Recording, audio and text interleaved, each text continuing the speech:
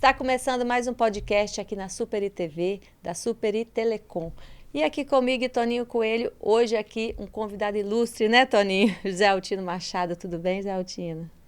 Muito obrigado, Maria Silvia. Boa noite, boa tarde para todos É. ainda, né?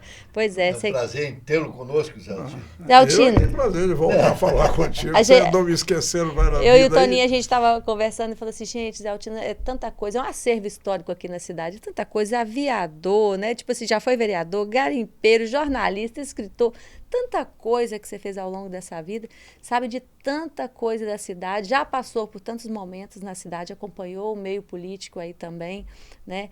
Tudo que você vê na cidade tem alguma coisa do Zé Altino, né?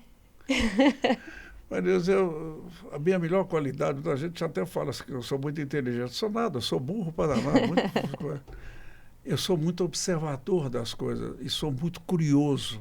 Eu sou curioso, não adianta falar uma coisa comigo, pode ter certeza que eu vou procurar saber por que é aquela coisa. E que é que eu acho que falta muito no brasileiro, a curiosidade de saber por que as coisas são assim. Igual a vida política no país, a vida econômica no país, você tem que perguntar por que as coisas são assim. Esse negócio do agronegócio aí, uma reunião em 1967, no Rio de Janeiro, eles querendo fazer a Embraer, e na discussão, o brigadeiro brigou comigo, então eu falei, para com essa coisa de querer fabricar avião. A vocação do país é a agricultura. O dia que der estrada para Mato Grosso, ele vai sustentar o mundo. Eu tenho isso gravado, Tony, gravado. Quando é que foi isso, Zé? 67. 67. Aí proibiram a importação de avião. E nós, do garimpo, tínhamos 720 aviões na frota garimpeira. Tudo quase Cessnas ou Beechcraft, o mínimo tinha, Cessna e Beechcraft. Não tinha Piper. Aí a Cessna não quis ceder os kits para a Embraer montar aqui no Brasil. Aí o que o governo militar fez? Proibiu a importação de Cessna e Beechcraft e nós ficamos aí a ver navio com aquele, reformando aviões velhos, idosos. Idosos porém bons. E com isso me levou a discutir isso com eles. Falei, mas vocês vão fazer uma coisa indevida. Eu estou voando no Brasil inteiro, estou vendo, estou assistindo, dei estrada. Até que surgiu no horizonte, aí Toninho conheceu ele também, já deu até entrevista aí há pouco tempo antes de morrer na TV Rio Doce. Aí surgiu o Olhos Paulinelli. E eu estava presente em Brasília. Quando o Geisel chamou, ele era secretário de Agricultura em Minas, o Geisel chamou e falou com ele, uai, o que nós temos que fazer então para revigorar a agricultura no Brasil? E o Olhos falou com ele, nós estamos plantando e colhendo igualzinho fazia no tempo do Império, no tempo da descoberta. E aí ele chamou o Geisel, então você vem, o Geisel o chamou, falou, então você vem para fazer, juntou ele e o presidente da Embrapa. Ele deu 1.628 bolsas no exterior para formar novos técnicos para o campo. E foi esse sucesso. E a Embraer, que eu disse no princípio, que motivou essa curiosidade toda minha, forçando levar para o campo, eu falei na época, com o mesmo brigadeiro, falei, brigadeiro, você sabe o que vai acontecer? Vocês vão botar no imposto de renda do brasileiro, para ficar dando dinheiro para fazer uma companhia de aviação, no fim vocês vão vender para os fidalgos paulistas. Ficou pior, venderam ela para estrangeiro. Ela hoje era controlada pelo capital estrangeiro. Pois é, mas você acompanhou a cidade, a gente falando de acompanhar a cidade ao longo de todos esses anos, fazer parte da história da cidade, né? Foi inclusive vereador, né? Foi. Na década de 60 que a gente estava conversando, não foi isso? A época que vereador ainda não recebia para fazer... E só tinha um funcionário da Câmara, chamava Paulo Zappes. Não tinha mais ninguém. Um funcionário para cuidar de todo o funcionamento legislativo. E dava conta da Toninho. E eram quantos vereadores na época? Eram 15. 15 vereadores? 15. Foi a primeira, a Câmara, junto com o Raimundo Rezende. Ele foi o presidente, aí o Pedro Itácio, Geraldinho Vieira. Geraldinho Vieira. Mas aí, Zé Altino, como vereador, foi a primeira vez, única, nunca quis mais entrar como candidato nenhum, mas sempre acompanhando a política ali lado a lado, né? Sempre... Não, até apoiando alguns candidatos na cidade. Como é que foi? Não, eu realmente, não foi muito tempo, aconteceu alguns imprevistos aqui, perdi uma filha na piscina da minha casa, essas coisas, quando você perde um filho, você perde até a ambição, aí você começa a prestar atenção nos outros. E aí desconcertou um pouco a coisa, mas eu senti que realmente aquela política não era para mim, eu já tinha passado aquilo. Eu fui liderança estudantil em 2 estados diferentes do Brasil, no Rio de Janeiro e no Espírito Santo. Zé, naquela época, né, de vereador, foi a época que, se não me engano, quando plantou-se muito ortiz. Oitis, é. Esses oitis é uma coisa engraçada. Como é que... Você lembra disso? Não, ele é mais novo que eu. Não, ele inclusive até contou essa história, né? Você é de que ano? Eu sou de 45. 46, eu sou 42. Quer dizer, o Toninho ainda era menino ainda, quando eu já era vereador. Mas esses oitis aí, a cidade tinha árvores somente na avenida, aqui na Barão e na Pedro II. E do lado de lá, na Peçanha e na Belo Horizonte. Só aí. O resto era uns gatos pingados, alguma coisa. E o comércio reclamava demais, que ninguém andava para fazer compra. O que ninguém se dá conta nos dias de hoje e permite aos próprios comerciantes andar pedindo para cortar a árvore aí. Mas na época a reclamação grande era dos comerciantes. Ninguém saía para comprar nada em Valadares. Por causa do sol? Por causa do sol. É inclemente. Calor, né? Quem saber quer saber o que era Valadares naquela época, é só atravessar a ponte da ilha de dia para ver o que é, que calor infernal, né, que era aqui na cidade. Aí deu aquele mosquitinho chamado Lacerdinha, apelidaram ele de Lacerdinha, caía nos olhos da pessoa, e não teve jeito. A praga veio de Belo Horizonte, que na Afonso Pena também tinha os mesmos ficos que tinha aqui na avenida e que tinha aqui. E as nossas calçadas, é a única cidade do Brasil que tem calçada de 5,20 metros, é a nossa. É a única. E as nossas calçadas tinham umas ilhas de terra no meio, com essa finalidade. E aí, a praga que deu em Belo Horizonte, que tinha os ficos na Avenida Afonso Pena... Era ficos, né? Tudo ficos. Antes de Oiti? Bem antes. Era bem antes. Não tinha Oiti na época. Não tinha, né? Aí, essa praga veio para cá e tomou conta. E não teve jeito de debelar. Não tinha inseticida, não tinha nada. O jeito foi erradicar o fixo. Por sinal, até nosso amigo Lotinho andou batendo no carro no fixo com o Calvin Peixoto, você lembra disso? Você lembra desse negócio? Pois é, mas aí tinha que tirar. Aí vamos plantar o quê? Aí um sugeriu, vamos plantar... castanheiras, né? Aí plantou-se a castanha.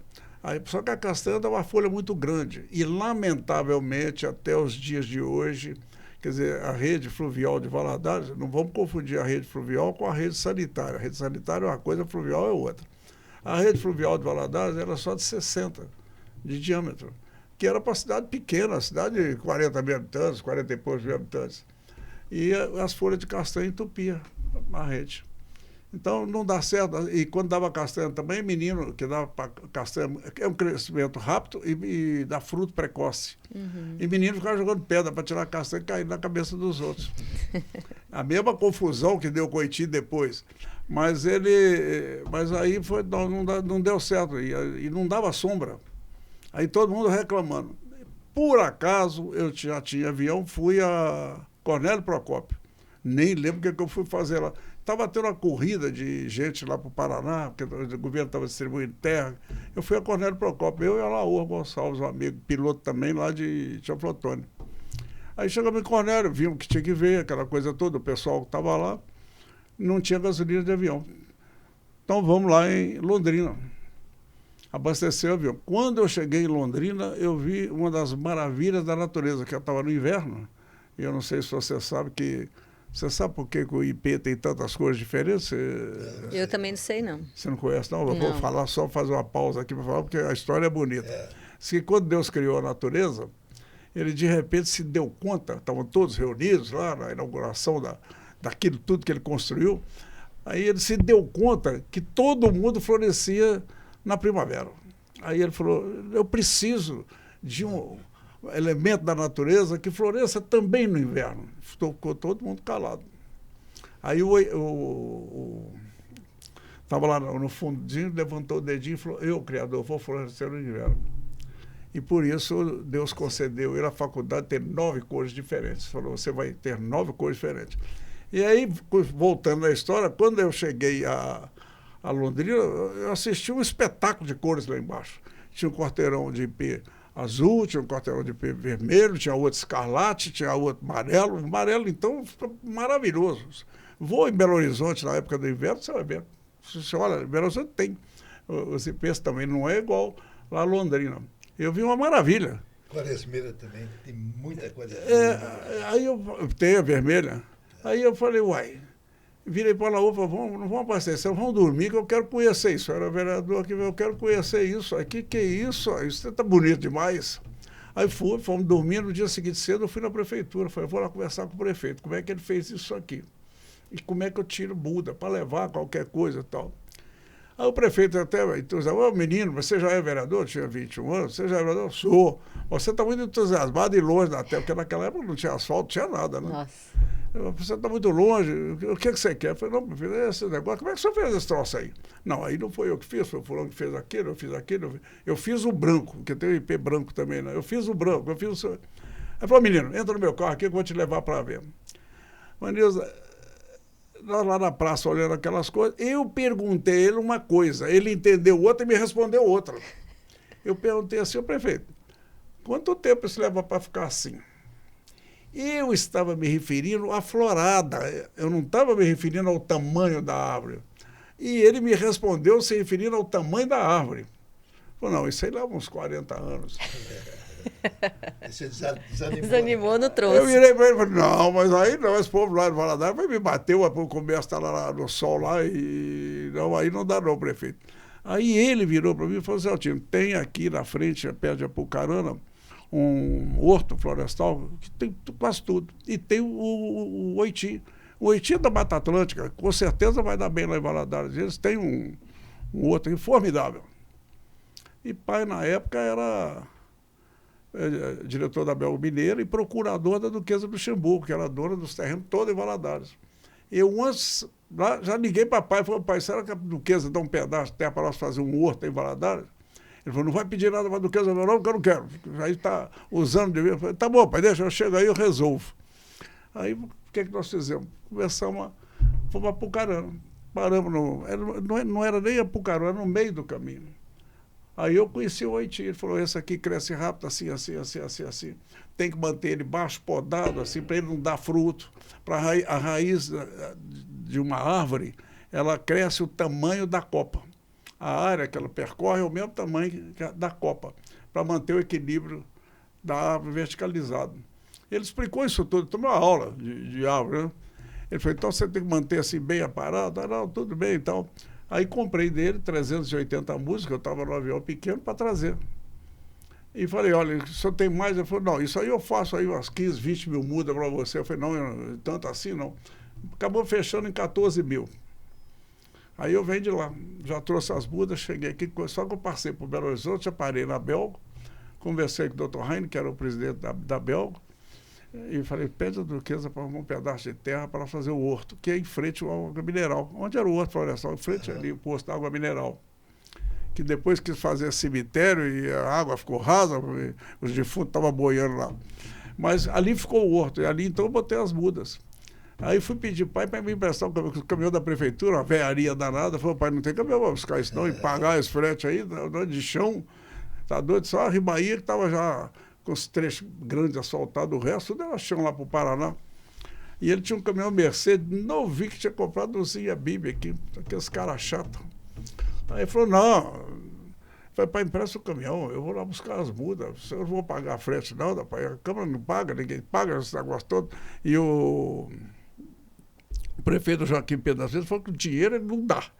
Então, tem que ter dinheiro nisso. Eu já vou pagar as mudas lá, pai, que o homem fez até barato e tal e tal. Fez coisa de, vamos dizer assim, R$10 a muda, R$5 em dia de hoje. Ainda fiquei devendo ele com 6 meses de prazo para pagar, Tony. Foi 90 dias, 6 meses. Até isso eu ganhei no prazo. Mas foram muitas lá. mudas, né? Aí, pai, eu não vou prestar meu caminhão de jeito nenhum, não vai, não vou. Aí eu fiquei insistindo, pai, a bem da comunidade. Não, ele era presidente democrata, né? Aí, não, que eu já dei não sei quantos carros de carreta de cimento para Zeaba fazer aquele negócio lá, e eu não quero, eu sei, o Padre João está igualzinho o Padre João aqui, vai pedir trem aqui. Eu falei, não, pai, não. E enchi tanto saco dele. Ele falou, não, empresta, tá bom, tá certo, vou emprestar para você. Vai você dirigindo. Pô, pai, aí não, uai, que é isso, é muito longe demais. Caminhão novo, né? Confiar no filho, é muito né? longe demais, uai, que é isso. Não, vai você dirigindo, não tem problema não, pode ir. Aí eu fui, chamei o Laú, falei, você também é culpado que você estava no avião comigo, que arrumou essa encrenca toda, agora você tem que ir lá buscar. E fui buscar. E trouxe, fiz aí, dessas 14 mil você transforma em outras mudas, e na ocasião nós plantamos 54 mil árvores. E são essas que estão aí até hoje, né? Essa aí. Deixa eu te perguntar uma coisa, Zé. Você é o pai da criança, não é verdade? Como é que você vê a criança hoje, aí, a questão das podas? Existe muita crítica, entendeu? A crítica é correta. As árvores realmente se tornaram um tanto difíceis para Valadares. Primeiro, Valadares é a segunda floresta urbana do Brasil, é Valadares. A primeira está no Rio de Janeiro. São Paulo, outro dia, eu fiquei numa alegria danada nessa crise que deu lá, falaram, tem 54 mil árvores, 56 mil em São Paulo. Eu falei, ganhamos deles, que nós temos 72 mil. 72 mil. 72 mil árvores em Valadares. Antes da gestão do André, né? Que foram cortadas. Antes das construções do Coelho Diniz, aí cortaram as árvores. Mas nós tínhamos isso. Uma solução que muita gente fala que é porque elas estão muito velhas, a raiz... Não, acontece o seguinte, no princípio, Vanessa, essas árvores eram bem podadas, então nem lembra disso. Elas eram quadradinhas. E a instrução que eu trouxe do proprietário lá, coisa era essa. Mantenha elas podadas. Não deixa crescer não, porque aí a raiz vai acompanhar e tal, vai dar problema. Porque você pode, se a raiz está indo para sua casa, você pode cortar a raiz aqui, desde que você vá do outro lado e pode o galho que está do outro lado, para você manter o balançamento verticalizado que já da tem árvore. quase 60 anos já, Pois né? mas era tudo bonitinho. Aí eu já estava em Fortaleza, morando em Fortaleza, fui lá fazer uma barragem como empreiteiro. O pai me ligou, vem cá, que estão querendo mexer nas árvores aqui, ó. Eu peguei o avião, eu vim no meu avião aqui. Cheguei, estava todo mundo socado lá dentro da CEMIG, discutindo o negócio das árvores, a CEMIG achando ruim, um dando palpite, o Oswaldo Alcântara dando aqueles pulinhos nervosos, né? Você lembra do Oswaldo Alcântara? Aquela coisa toda. Eu estou calado. Eu falei, pai, eu acho melhor não falar nada, não vai dar briga aqui. Não, não sei o que, você pode falar, mas Deus que você não ofenda os outros, de sorte que você não pode ofender os outros. Eu falei, mas que barbaridade é essa? Quer dizer, eles queriam tirar todas, não, né? Não. O problema foi o seguinte, como elas bem podadas, a iluminação de Valadares era lateral na via pública. Só tinha de um lado. Então, as árvores podadas abaixo, o que acontecia? Sombreava o lado todo, a luz não saía, porque as árvores impediam a luz. Aí começaram a dizer que as senhoras estavam correndo risco, não sei o quê, que à noite ficava perigoso, ficar andando na sombra. Uma confusão danada que arrumaram por causa das árvores. E a CEMIG, por outro lado, ela não deixa crescer, não, que vai na fiação. Aí foi indo, o pai insistiu, eu falei, então, ó, eu vou dar opinião, você vai ver o que vai dar isso aqui. Cheguei lá e falei, está muito fácil, não tem problema. Eu tenho duas soluções para vocês, prática. Já que nós temos uma segunda cidade que foi planejada do Brasil, vamos fazer o seguinte, vamos melhorar mais ainda, vamos fazer a instalação elétrica subterrânea. Aí a CEMIG deu um pulo dessa, você está doido? Fazer uma coisa dessa? Mas só correu o duto de eletricidade e atravessar, resolveu, a cidade é plana, facilmente resolvida. Já tem até um projeto aí de um vereador querendo fazer. Não, em Nova York tem o centro Manhattan quase todo assim. O certo é isso aí, né? Quantidade Seria. De fios. Se eu não me engano, é até o Jamil que está com esse projeto. Mas aí tinha outra solução. Aí eu falei, não, mas eu tenho outra solução, vocês não precisam brigar por causa disso, do preço.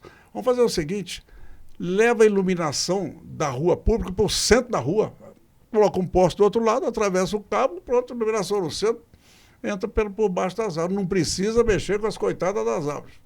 Tem que manter podada por causa da bananinha, de macaco que elas produzem, por causa de uma série de coisas, para evitar o crescimento do enraizamento da árvore. Aí foi a hora, começaram a discutir.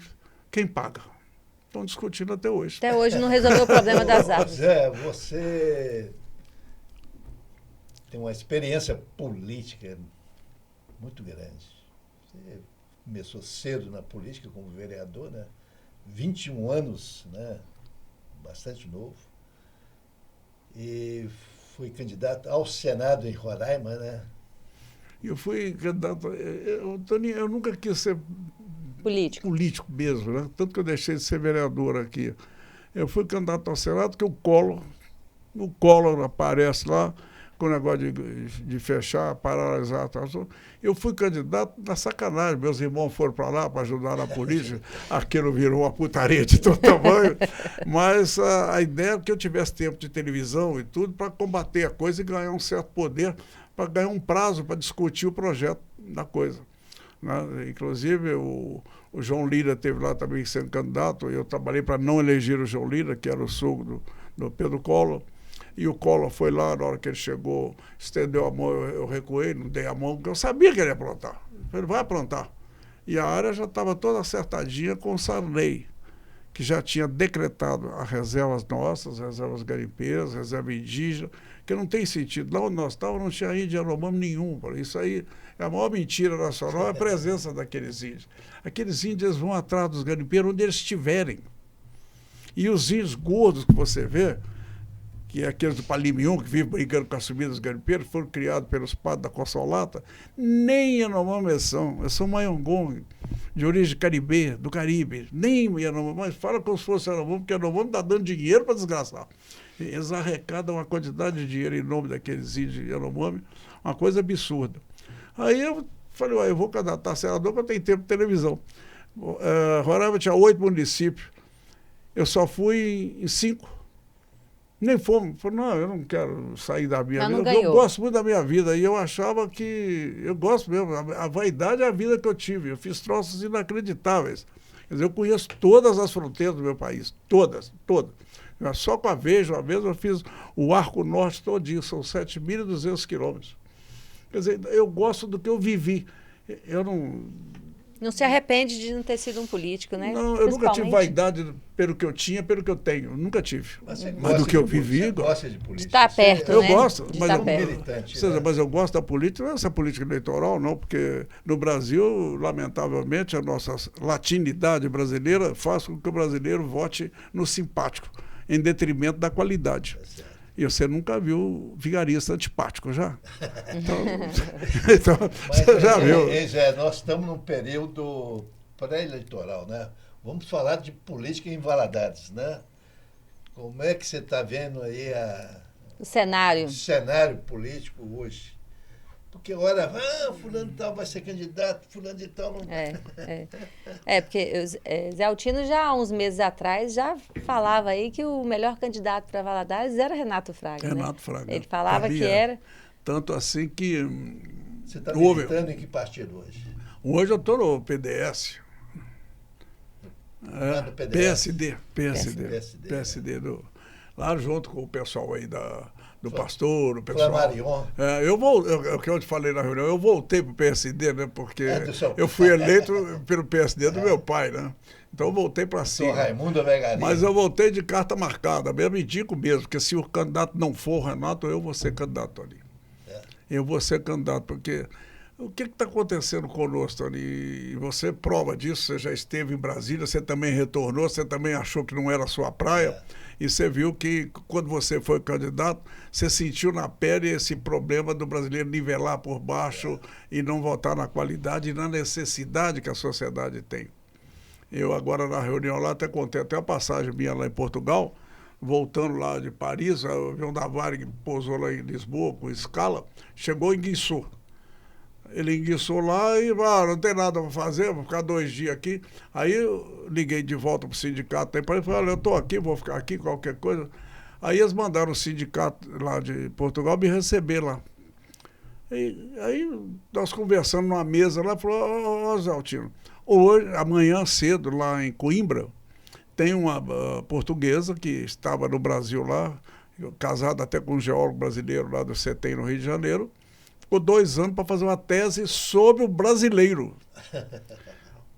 Você escuta uma coisa dessa, eu fiz o que você fez aí. Eu ri. Ainda brinquei com eles na mesa, não esqueço disso. Aqui, se for para botar defeito em nós, o culpado é o Cabral. Quem mandou ele ir lá? Ele tinha que ir para a Índia, foi fazer o que lá no Brasil? Mas, muita gente, inclusive eu, nós estávamos pensando que teria um segundo turno e não vai ter um segundo turno. Não vai ter um segundo turno, mas deixa eu concluir para você ver onde é que ela chegou. A aula que ela me deu, ela fez e chegou e falou assim, o brasileiro é o único povo do mundo que se coloca acima da nação. Eu falei, como é que é? Na hora eu era mais novo, eu falei, beleza, então nós somos o único povo do mundo que tem liberdade até acima do Estado. Isto é uma irresponsabilidade. Aí ela continua. É um povo que não educa sua gente politicamente. Aí a frase é dela, é um povo que vota por simpatia, por vizinhança, por amizade. Não tem responsabilidade com a sua própria vida. Não tem consciência política, né? Olha o jogo dela, agora eu vou chegar no Valadares. É um povo que não sabe o que significa ser prefeito de uma cidade. Prefeito de uma cidade é dela, não é meu. Prefeito de uma cidade é o cargo mais importante que existe, porque é ele que educa seu filho, ele que cuida da saúde da sua família, é ele que manda a ambulância te pegar na rua. E o brasileiro não leva isso em conta. Que é ele que vai receber o troco daquela aplicação que ele deu para o voto. Ela falou isso. Eu falei, não é que a desgraçada está certa, e é portuguesa ainda por cima. Então você pode ver, não é só a Valadares, Antônio, a política nacional nivelou por baixo. Aí você permite, quer dizer, todo mundo fala mal do PT. O PT não tem defeito nenhum. Os criadores do PT eram grandes pensadores, grandes políticos, estadistas. A liderança que eles arrumaram para botar no PD, que perdeu o controle, né? Fugiu do cabresto, que essa é a verdade. Fugiu, personalizou, popularizou o cargo, e isso transformou a orientação dita do partido, que não é do partido, em empreguismo. Virou um empreguismo barato de qualquer um, sem qualificação. Eu mesmo, pela segunda vez, achei ruim. A primeira vez, o próprio Lula nomeou o Meneghelli. Agora pegou o chefe de gabinete dessa presidente do PT, nomeou como conselheira de Furnas. De Furnas, não, de Itaipu. Você já pensou? Os técnicos de Itaipu, uma usina daquela, a maior tecnologia hidrelétrica do mundo, estão ouvindo conselho do chefe de gabinete da deputada, rapaz? E isso é o que acontece. E nossa cidade, Toninho, agora eu vou fazer até uma coisa, mudou muito de 2 anos para cá. Você deve ter sentido isso do tráfego, sentido das atenções comerciais, essa coisa toda. Isso é a Sudene. Essa farmácia indiana, esse pessoal todo está aí, Sudene, que puxa para cá e daqui irradia, né? Inclusive, todos os senadores do Nordeste, todo mundo eram contra colocar a Sudene em governador Valadares. A própria, aquele sertanejo lá de Pernambucano, o senador, falava mesmo, que ela foi líder do governo do Collor. Não pode botar isso em Valadares, não, que não passa ninguém. Estava eu e o Jacques conversando com ele, ô senador, vamos não, gente, eu vou visitar o senhor lá em Petrolina, né? O senhor é muito bem-vindo da minha casa, eu já ouvi falar muito do senhor, o senhor deu umas explicações aí na negócio da Amazônia, mas o senhor é muito bem-vindo, o senhor vai lá a hora que o senhor quiser, mas não toque nesse assunto comigo. Eu falei, mas, senador, vamos conversar, não é assim, Valadares... Não, é botar uma porteira. Valadares é o centro mais desenvolvido que tem, mais próximo do centro consumidor, então não pode ser a diária da Sudene. E ele ainda lembrou. Valadares está numa cruz. Quem falava na cruz era até aquele advogado antigo que tinha aqui. Como é que chamava? A gente falava que Valadares tinha a grande cruz que eu protegia, a estrada de ferro com a Rio Bahia. Aí ele falou: ainda lá ainda tem a cruz ferroviária com a rodovia. Daí é que não vai passar nada mesmo. E resultado disso é que, conversando com o Sarney, uma amizade que tem preso de muitos anos, o Sarney recebeu o atual prefeito, o André, foi lá, conversou, e o Sarney, então, só pediu na época que não falasse que ele estava se envolvendo para não se indispor com a bancada toda do Nordeste. Mas foi ele que colocou Valadares na Sudene. E ele ficou trabalhando na surdina para colocar Valadares e fez. Então a cidade mudou muito, você pode ver o tráfego. Quer dizer, como diz o outro, né? Carro rodando, avião, caminhão transportando e avião voando, alguém está pagando. Está correndo dinheiro. Então, eu tenho certeza, absoluta, eu sou muito amigo do Cláudio Galeazzi, que é presidente do grupo do Pão de Açúcar, e ele era do Banco do Moreira Salles. Ele falou que o Vicentino deve ir em 2 anos para Valadares, no mínimo, que eu já ouvi, no mínimo 60 a 68 empresas que já registrei aqui. Isso vai mudar o caráter político da cidade, vai mudar a condição de vida da cidade, vai encarecer a coisa da cidade, vai agravar o problema da saúde da cidade, dos educandários da cidade, porque realmente a cidade vai receber muito trabalhador de fora para o que vem. Então, se você não tiver um gestor para sentar naquela prefeitura, para preparar a cidade para receber isso e administrar isso, Na hora que a empresa chegar, saber levar a empresa lá para baixo, para a reta do Saçuí, a outra vai para tal lugar, a outra vai para Penha, a outra vai lá para... Nesse quadro, Zé, você acha que o... Só o Renato. Só o Renato. Só o Renato. Quais outros candidatos que estão já Eu pré-candidatos? lamento, eu sou amigo. Eu até gosto mais do Leonardo Monteiro do que ele de mim, viu? Eu gosto mais dele do que ele de mim. Mas o Leonardo nunca administrou nada na vida dele. Mas vai ser o Leonardo também pré-candidato? Quem mais está na disputa aí? Já que falou. Não, hoje é que eu estava até almoçando lá no Pampas, lá, eu vi o David Barroso, né, conversando com o Jamir, o pessoal lá, dizem, eles estavam tratando, parece que o David também vai tentar a prefeitura, né? Então é o David... E o Sandro? Sandro vai entrar também? O Sandro, eu não sei porquê, eu até fiquei assim sem entender, né? Nós não esperávamos que lá no PSD, na reunião nossa, fosse haver lançamento de candidatura nenhuma, não estava programado. O André, quando prefeito, quando usou da palavra, ele falou. Ele manifestou a vontade pessoal dele e do partido dele. O nosso candidato será Renato Fraga. Meu apoio. O vice é o... Não se falou ainda em vice ainda. Aí foi dando a palavra para um, para outro, para outro. Quando deram a palavra para o Sandro, ele virou e falou... o Sandro estava lá? Estava como convidado. Convidado para a festa. Não tinha negócio de... lançamento de nada. Não tinha. Foi pego de surpresa. Não, o prefeito surpreendeu até o Renato. Nem o Renato... Eu estava do lado do Renato, dessa vez nos vídeos, eu estava sentado ao lado do Renato. O Renato, olha só, ele levantou, opa. Aí, e o Sandro também estava e levantou e falou. Então eu aceito o desafio, vamos lá. Não tinha nem como recuar da coisa. Aí o Sandro, quando levantou, começou a falar, né? Eu acho o Sandro, apesar eu gosto mais do Sandro, excelente pessoa, amigo da família, mas ele é meio radical com as coisas, né? Se ele está certo, o outro está errado, não tem meio termo. O Sandro é esse tipo de bem militar, né? Mas isso não vai atrapalhar? Você acha que não atrapalha a direita, o pessoal, né? Por causa do Leonardo? Atrapalha muito. Não tendo segundo turno. Não tendo segundo turno, Vanessa, uma coisa vai acontecer. Ou ganha quem gastar muito dinheiro, ou ganha quem tiver discurso e proposta. O discurso e proposta pode bater quem tiver muito dinheiro. No meio termo não fica. Um turno só dá isso. No resto, toda eleição majoritária, normalmente, é de quem consegue agregar o maior número de apoio possível. Não deixando de lado, volto a repetir, a latinidade brasileira de votar no amigo. Né? Por isso que a gente tem Câmara de Vereadores que muitas vezes decepcionam. Como a atual aí, que andou decepcionando muita gente. Né? Então, isso acontece, porque é a eleição mais difícil do mundo. Você deve saber, vereador. Eu acho o seguinte, entendeu, Zé, que... Eu gosto demais também do Sandro, entendeu? A gente já trabalhou junto, mas ele está se apoiando no apoio do Bolsonaro, entendeu? No grupo do Bolsonaro. Ele falou. Mas eu acho que essa política municipal é totalmente diferente da política... Completamente. Eu também acho isso aí. Ele falou, você candidato a prefeito com o apoio do presidente Bolsonaro e da Michele. Ele falou... Aí eu estava sentado e falei, uai, Sandro, você está doido? Aí ele falou, é isso mesmo. Tá bom.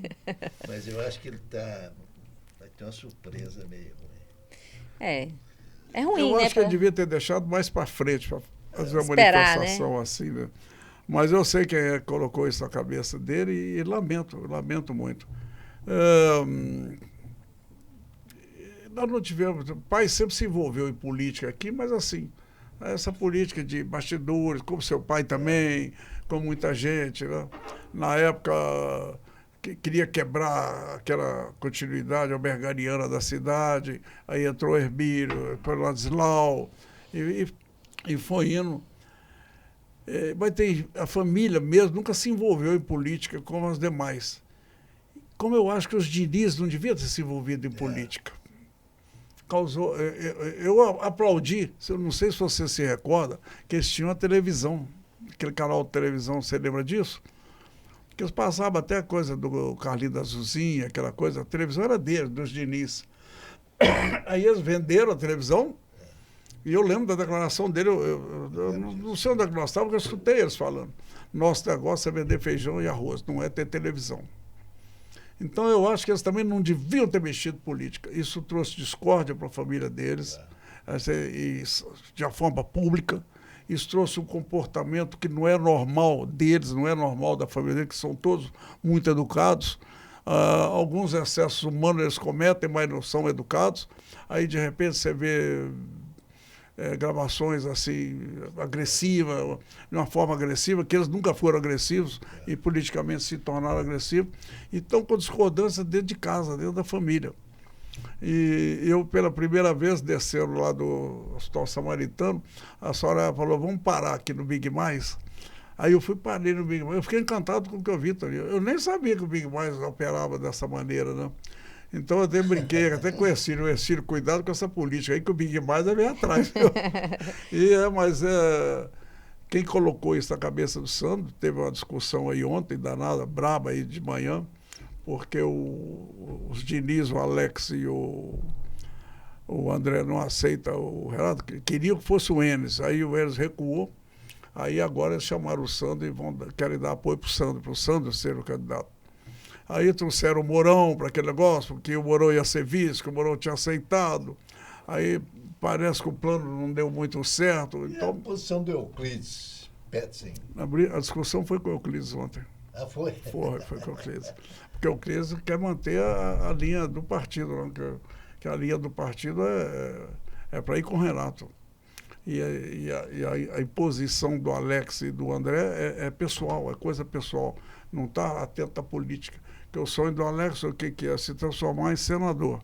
Para se transformar em senador, ele tem que eleger o Cleitinho governador. Que aí o Cleitinho sai e ele entra. Quer dizer, isso é um sonho normal de qualquer um pensar assim, né? Não estou julgando a atitude dele. Mas isso tem causado uma confusão e reflexo na política da cidade. E a política da cidade, Torinho, agora precisava ter bons vereadores, precisava de voltar uns 2 Ronald Albaral lá para dentro, precisava botar gente assim depressa lá. A própria Rosemary, que é um tanto às esquerdas, mas é excelente vereadora. Excelente vereadora. Sem defeito. Eu acho que é Rosemary Mafra, né? Rosemary Mafra, muito boa vereadora. E tem muitos candidatos bons. Agora tem esse problema, né, que mudaram a regra do jogo, em termos de legenda, essas coisas. E tem essa dificuldade. Mas a eleição mais difícil que existe é a eleição de vereador, que é candidato demais e todo mundo de cidade pequena é vizinho do vizinho. E houve esse crime, eu considero isso um crime eleitoral. Isso é uma coisa que a justiça eleitoral tinha que intervir.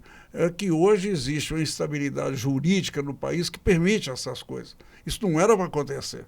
É o que eu estava falando, que, lamentavelmente, quando a liderança que os petistas escolheram fugiu do cabresto, começou a acontecer, uma das coisas que fez foi também nomear desembargadores e juízes sem capacidade para fazer, principalmente do Supremo Tribunal Federal. Esse conluio traz instabilidade jurídica. O que fizeram aqui em Valadares é criminoso. Isso não existe. Pode ir lá no cartório, perguntar ao pessoal. Não sei se tem sigilo, se não tem, não deve ter, porque deveria ser uma coisa pública. Saíram 30 mil eleitores de Valadares para Matias Lobato, para Itamirinha, para Galiléia, para não sei onde, e os caras moram aqui, Marisa. Isso é absurdo. 35 mil eleitores saíram. E eles buscam esses eleitores porque nessa cidade 120, 150 votos elege o vereador. Quer dizer... E com isso perdeu-se um status de cidade de segundo turno, eleitoralmente. Matias Lobato tem 4.600 habitantes. Tem 5.900 eleitores. Porra, Galiléia é a mesma coisa. Periquita mesmo, o que é isso? É tudo de Valadares. Nós temos, e olha que nós temos a maior população flutuante. Aliás, o Matuzinho de Castro foi... Na época foi. Você lembra disso aí? Em Tambacuri tinha mais eleitor do que morador. Mas de tudo que é canto, os eleitores. Quer dizer, então não existe essa de... Porque falar assim, não, mas os eleitores de Valadares, porque o pessoal, os imigrantes estão fora de Valadares, por isso... Não é isso não. Porque quem está fora de Valadares está com o passaporte na mão. Quem está com o passaporte na mão, obrigatoriamente tem que estar com o título vago. Você não pode ter um passaporte se o seu título não estiver válido. É verdade. Então não pode dizer que são eles. É. O negócio é aqui mesmo. Aí você vai lá e pergunta, pô, mas por que deu tanta transferência? Aí lá tem escrito para onde foi, porque é a mesma região eleitoral, né? Tem escrito. Então, e a justiça não fala nada. Era para intervir, era para ver, para ser arguído. Mas peraí, você mora, cadê um comprovante de residência lá onde você mora por alguma autoridade do falciano, então, né? Então... Aí provoca um desastre desse dentro de Valadares. Aí eu provoca também. isso que está aí. Você vê, por exemplo, tem candidato a vereador, o Wagner mesmo, o coronel Wagner. O Wagner tem 1.800 votos. Dentro da Câmara tem 11 vereadores com menos votos que ele. Aí Mas essa é isso. dicotomia atrapalha. Ô, Zé Altino, nosso tempo está acabando. Nosso tempo passa assim, né? O assunto vai... Não, mas eu falo demais também, Não, mas... mas é porque tem muita história para contar. Né? Ninguém tem muita história para contar. Não deixa de contar, né?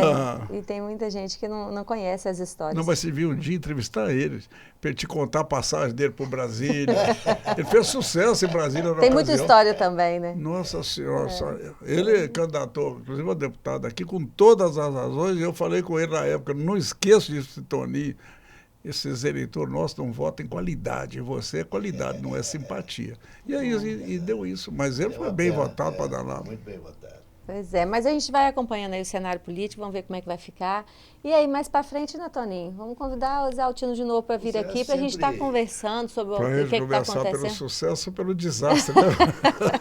Pelo andamento, pelo andamento. Sempre bem-vindo, entendeu? Que acompanha, vai estar acompanhando a política de perto aí, né? Nesses meses agora. Ele puxou, sabe quem?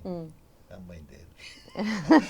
Eu vi um discurso do Dona Aurita na época do como é que chama esse governador do Goiás? Como é que chama? Esse que quer ser candidato a presidente. Caiado. Caiado, fazendo um discurso lá na... É o Ronaldo Caiado. Pois é, e aí a gente, né, você está convidado a comparecer novamente para a gente ir lá para julho, né? Lá para julho. Mas deixa eu te contar primeiro, só rapidamente, por que é que eu estou falando agora da mamãe. Nós somos 11 filhos. Os 3 primeiros lá em casa apanhava todo dia. Todo dia. Mãe tinha um chicote pendurado, era no chicote. Então, criou de uma maneira. O Anjo já meio que não apanhou tanto, ele era o 4º. Aí, depois do Anjo para frente, ninguém mais apanhou. Então, isso produzia, na nossa época, produzia uma educação completamente diferente. A nossa juventude, o Toninho também pegou isso na época, era completamente diferente de hoje, né? E o crime... Família grande, entendeu? Todo mundo. Eu mesmo tenho 14 netos, tenho 3 bisnetos e tudo. E o grande crime nacional, isso o Toninho também deve saber, porque ele também foi liderança nesse setor. Eu fui dos primeiros revolucionários de 64, lá junto com o pessoal dando tiro, lá no bairro Santa Terezinha, aquelas coisas todas. Aí, quando chegou no dia 18 de abril, eu fui no Rio de Janeiro com o pai, encontrar com o general Muricy, que foi o grande artífice da Revolução. Aí eu cheguei, ela tinha conseguido algumas coisas, e acabada a reunião, se nós ainda na sala, tinha outros militares. Aí eu fui e perguntei assim, ô general, me conta uma coisa, por que incendiaram o prédio da Uni? Bom, eu tinha sido da União Estudantil de lá e do Espírito Santo. Aí ele virou para mim, aí pai já me cutucou, já puxou meu casaco. Aí o general falou, não, cara, deixa que eu quero responder ele precisa saber. Aí virou e falou assim, olha, Zé Altino, o estudante é uma usina, uma fábrica grande de ideias e vontades, e que transmite. E com eles nós não conseguimos lidar. Então tem que acabar com isso. E vamos proibir política nas escolas. Eu falei, general, o senhor vai me desculpar, estou aqui na presença do meu pai, eu vou falar com o senhor. Eu vim com vocês revolucionário até agora, daqui para frente não sou mais. O senhor está condenando o Brasil culturalmente ao fracasso. Porque toda política sai da escola. Eu falo muito com meu irmão aqui, falava com o pai. Ô pai, que porra de faculdade é essa que os alunos nunca quebraram a merda de uma cadeira aqui, ué? Aluno tem que quebrar a cadeira, aluno tem que ser reacionário, aluno tem que brigar, aluno tem que reagir, tem que reclamar as coisas. Nós fomos, na época, eu com o Aureliano Chaves, andando aí para não vender a Vale pelo que vendeu e não vender a ferrovia junto com a companhia de mineração.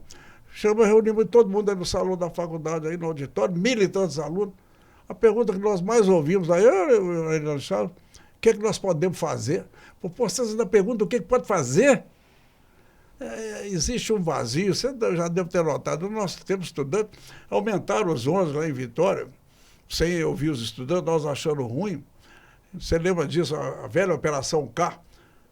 Nós quebramos todos os ônibus que existiam dentro da capital do Espírito Santo, menos o do Jucutuquara, porque apoiou a gente e transportava a gente para quebrar os ônibus dos outros. Então, você tinha presença, você tinha reação, e isso é da história do homem.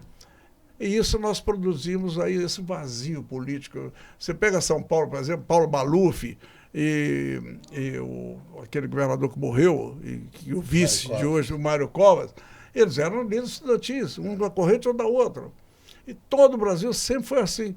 Quem fez o primeiro grito de independência no Brasil foi estudante da Universidade de Pernambuco, da Faculdade de Direito. A outra, que fez a República, lá com São Francisco, São Paulo, sempre estudante. A hora que botaram o freio na boca dos estudantes, que foi o governo militar que o fez, acabou.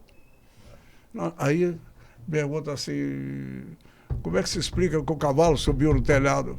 Na mesma razão que você explica como é que o jumento subiu a rampa. Mas é isso. Nós vamos ficando por aqui então, e você está convidada a retornar aí mais para frente. Uma graça respeitosa, viu? Não tem maldade, não.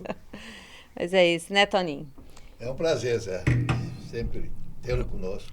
Eu espero durar mais um pouquinho para ver o resultado dessa coisa toda. Né? Vai ver. Você está bem? Você está com quantos anos, Zé? Eu tenho 82, fiz agora.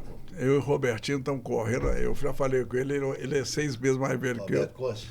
Robertinho Costa, aí a gente fica, e somos amigos desde aquela época, desde os 15 anos, nós somos muito amigos, até hoje. Mas você está muito bem. Então, mas nada, é isso. a gente tem passado. Vamos terminar, porque o programa já estourou aqui, nosso tempo já acabou. E a gente vai ficando por aqui com mais um podcast aqui da Super ITV, da nova Super Telecom. Até a próxima.